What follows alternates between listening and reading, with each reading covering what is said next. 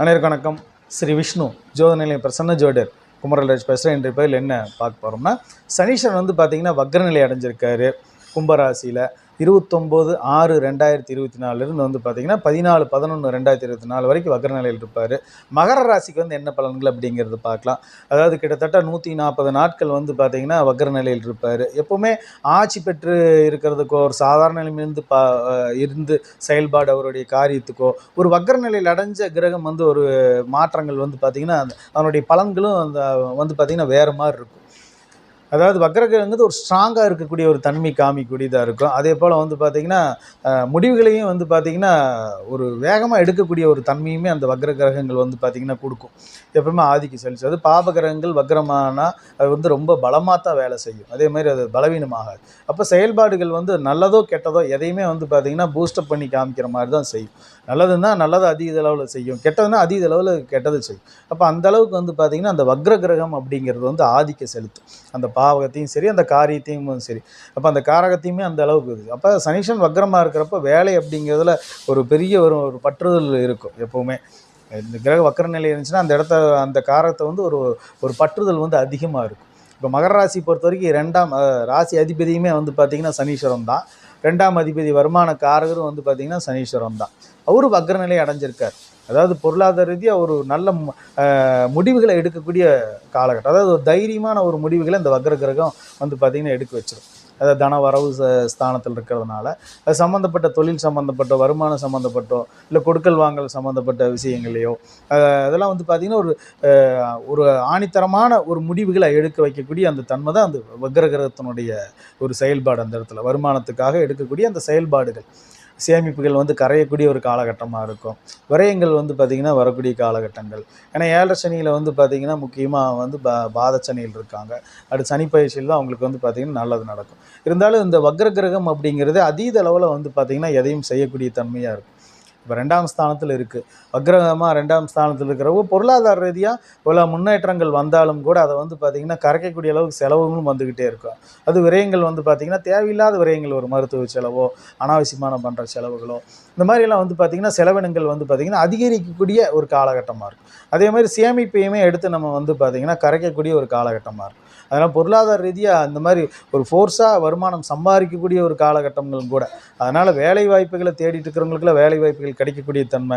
அதே மாதிரி தொழிலில் வந்து பார்த்திங்கன்னா நல்லா நடந்துட்டு இருக்கிற ஒரு தன்மை இருக்கும். அதே மாதிரி ஒரு புதிய தொழில் உருவாக்குறதோ, ஒரு கூட்டாளிகளை இணைச்சிக்கிறது, புதிய வேலைகளை நம்ம வந்து சேர்றதோ, இந்த மாதிரிலாம் வேலை பொருளாதார சம்மந்தப்பட்டது வந்து பார்த்திங்கன்னா எல்லாமே ஒரு தொழில் ரீதியாக ஒரு வளர்ச்சிக்கு தான் கொடுக்கும். ஆனால் அதில் ஒரு போராட்டம் இருந்துகிட்டு தான் இருக்கும். ஏன்னா வக்ர காலகட்டங்களில் அதிக அலைச்சல்களை கொடுக்கும். எப்போவுமே 2ஆம் ஸ்தானத்தில் 11ஆம் ஸ்தானத்தில் அதிக அலைச்சல்களை கொடுக்கும். அதே மாதிரி வந்து பார்த்திங்கன்னா அந்த செயல்பாட்டையும் அதை வந்து பார்த்திங்கன்னா ஒரு தடவை செய்ய முடியாது. ஒரு 2-3 தடவை தொடர்ந்து செய்து தான் ஒரு வேலையவே செய்ய வேண்டியதாக இருக்கும். அப்படி அந்த தாமதங்களையும் தடைகளையும் வந்து பார்த்திங்கன்னா அந்த வக்ரங்கிற இடத்துல கொடுத்துக்கிட்டே தான் இருப்பார். குடும்பத்துக்குள்ளே வந்து பார்த்திங்கன்னா சின்ன சின்ன பிரச்சனைகள் வந்து வந்துக்கிட்டே இருக்குது. ஏன்னா அது குடும்பஸ்தானத்தில் இருக்கிறார் வக்ரமாக. இப்போ வக்ரமாக இருக்கிறப்ப அந்த குடும்பத்தில் சின்ன சின்ன பிரச்சனைகள் அப்படிங்கிறது வந்துக்கிட்டே இருக்கும். ஒரு உறவு சார்ந்த பிரச்சனைகளோ அல்லது பணம் சார்ந்த பிரச்சனைகளோ வந்துக்கிட்டே தான் இருக்கும். சண்டை சச்சரவுகள் அப்படிங்கிறது வந்து இருந்துக்கிட்டே இருக்கும். அதேமாதிரி வந்து பார்த்திங்கன்னா வக்ரத்தன்மையில் இருக்கிறப்ப அவருடைய பார்வைகள் எந்தெந்த பாவத்தில் பார்க்குதோ அந்த இடமெல்லாம் வந்து பார்த்திங்கன்னா ஒரு பலமான வேலையை ஒரு மாற்றத்தை செய்யும்.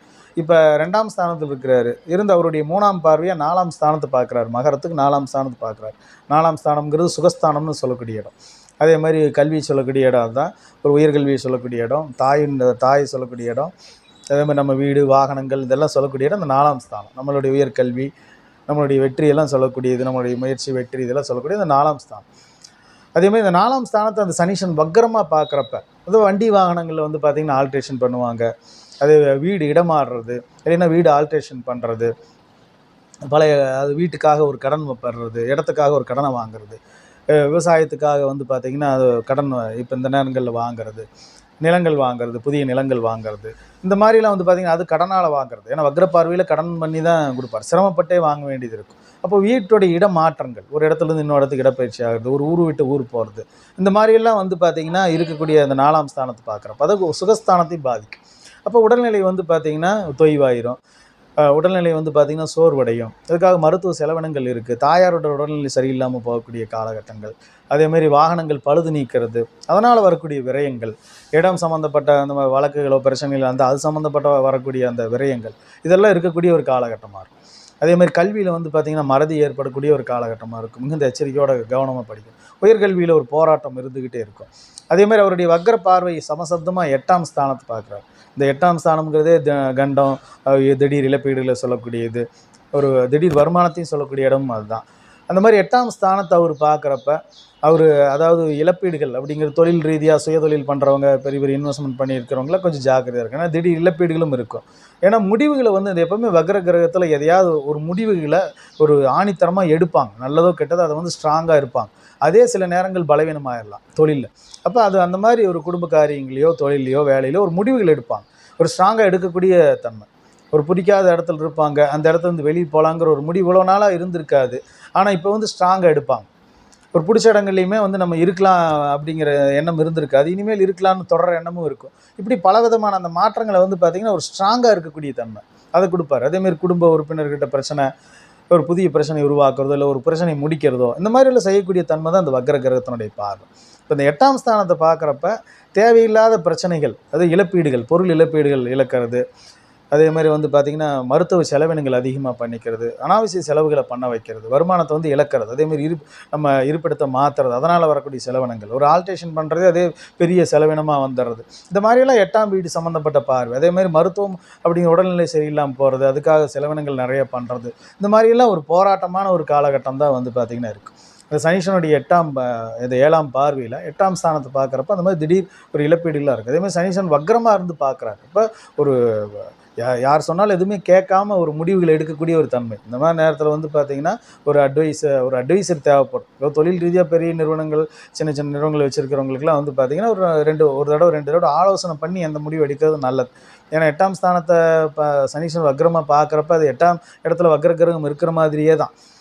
ஏன்னா எந்த ஒரு முடிவு யாருக்கிட்டையும் கேட்க மாட்டாங்க, எந்த ஒரு செயலையும் நம்ப மாட்டாங்க, அவங்களா வேகமாக முடிவெடுப்பாங்க. அதில் வந்து சிக்கல்கள் உருவாகும். இப்போ அந்த மாதிரி ஒரு ஸ்தானம். அப்போ லாபஸ்தானத்தையும் பார்க்குறாரு. 10ஆம் பார்வை அவர் வந்து பார்த்திங்கன்னா விருச்சிகத்தை பார்த்துட்டு இருக்கார். மகரத்தை பொறுத்தவரைக்கும் அது லாபஸ்தானம். அப்போ வருமானத்துலேயும் இருந்துட்டு லாபத்தையும் பார்க்குறப்ப பொருளாதார ரீதியாக வந்து பார்த்திங்கன்னா ஒரு போராட்டம் இருக்குது. கொடுக்கல் வாங்கலில் ஒரு பிரச்சனை இருக்குது.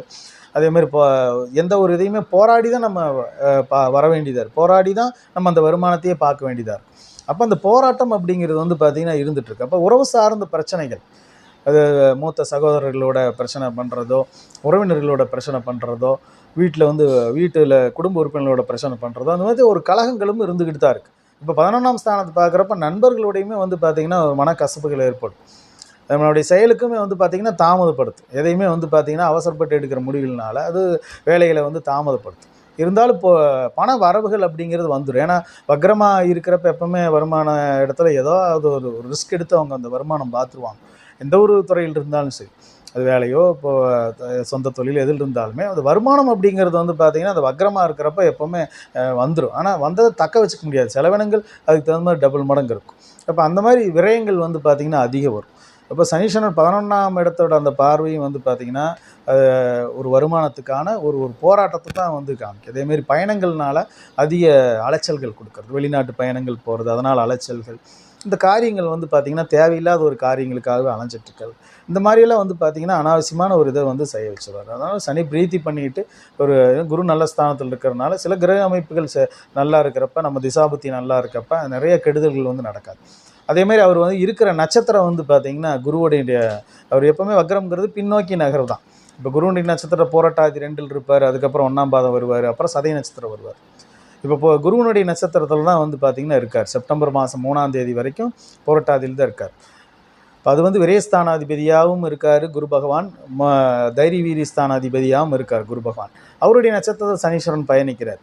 அப்போ வக்ர கிரகமாக இருந்து அந்த நட்சத்திரத்தில் இருக்கிறப்ப அது விரயங்கள் அப்படிங்கிறது ஒரு கண்ட்ரோலாகவும் இருக்குது. ஏன்னா எப்போவுமே 12ஆம் அதிபதி குருவாக இருந்து இருக்கிறதுனால விரயம் அப்படிங்கிறது ஒரு சுப விரயமாக கூட அதை வந்து செய்துக்கலாம். தேவையான அளவுக்கு அதை வந்து பயன்படுத்திக்க முடியும் அப்படிங்கிறது தான்.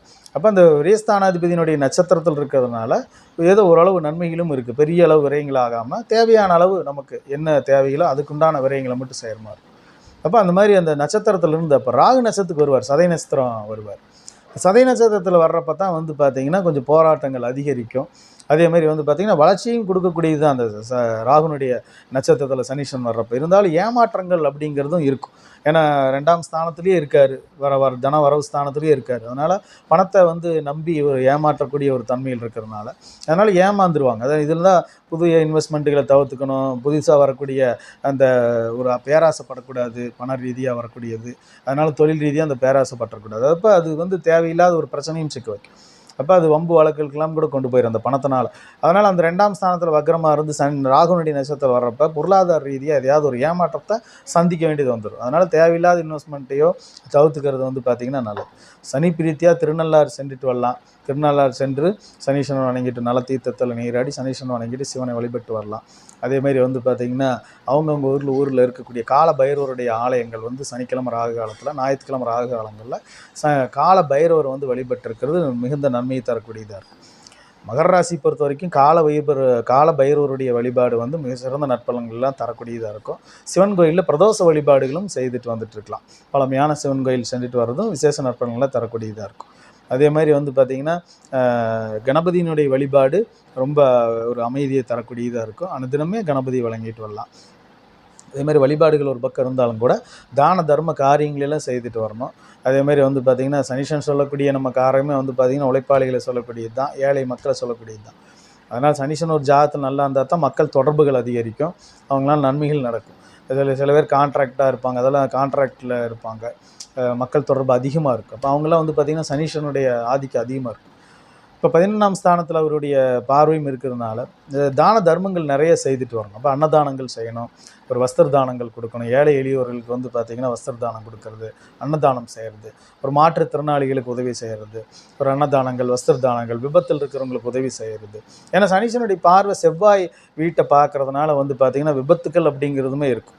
செவ்வாய் சனி சேர்ந்தாலும் விபத்துக்களும் இருக்குது. அவருடைய பார்வையும் கூட வக்ர பார்வையில் சின்ன விபத்துகளையுமே இருக்குது. அதனால் விபத்தில் காயம் அடைஞ்சவங்களுக்கு நம்ம எதிர்பாராத உதவிகளை செய்கிறது, மருத்துவ உதவிகளை செய்யக்கூடியது, அன்னதானங்கள், வஸ்திர தானங்கள் செய்கிறது, குழந்தைகளுக்கு வந்து பார்த்திங்கன்னா கல்விக்கு, ஏழை எளியோர்களுக்கு வந்து அவங்க குழந்தைகளுக்கு வந்து பார்த்திங்கன்னா கல்விக்கு உதவி செய்கிறது, இதெல்லாம் செய்து தான தர்ம காரியங்களெல்லாம் செய்துட்டு வர்றப்போ வந்து பார்த்திங்கன்னா சனி பிரீத்தி அடையும். அதேமாதிரி வழிபாடுகளும் செய்துக்கணும். அவங்க ஊரில் இருக்கக்கூடிய நவகிரக ஆலயங்களில் சனீஸ்வரன் மேற்கு நோக்கி இருப்பார், அவருக்கு சேர்ந்து கருப்பு வஸ்திரம் சாற்றி அவங்க வந்து வழிபட்டு வரலாம்.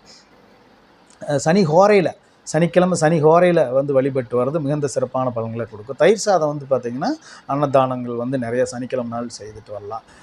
பூர்வ ஜென்ம பாவத்தையுமே போக்கக்கூடியதாக இருக்குது. அதனால் இந்த சனீஸ்வரனுடைய வழிபாடு ஒரு பக்கம் இருந்தாலும் கூட நம்ம வந்து தான தர்ம காரியங்கள் நிறைய செய்யணும். அன்னதானங்கள் எப்போவுமே செய்துட்ருக்கிறது சிறப்பானதாக இருக்கும். வஸ்து தானங்கள் கொடுக்கறது, ஒருத்தருக்கு உதவி செய்கிறது, ஏழை எளியோர்களுக்கு உதவி செய்கிறது, முடியாதவங்களுக்கு, ஒரு வயதானவர்களுக்கு உதவி செய்கிறது, அந்த மாதிரியெல்லாம் வந்து செய்துட்டு இருக்கிறது சனி பிரீத்தி ஆகும் அப்படிங்கிறது தான். மகர ராசி பொறுத்த வரைக்கும் போராட்டங்கள் கடுமையாக இருந்தாலும் கூட ஒரு கண்ட்ரோலில் தான் அந்த போராட்டம் வந்து பார்த்திங்கன்னா இருக்குது அப்படிங்கிறது தான். இந்த பதிவு உங்களுக்கு பிடிச்சுன்னா சப்ஸ்கிரைப் பண்ணுங்கள், ஷேர் பண்ணுங்கள், மறக்காமல் பெல் ஐக்கானை கிளிக் பண்ணிக்கோங்க. நன்றி, வணக்கம்.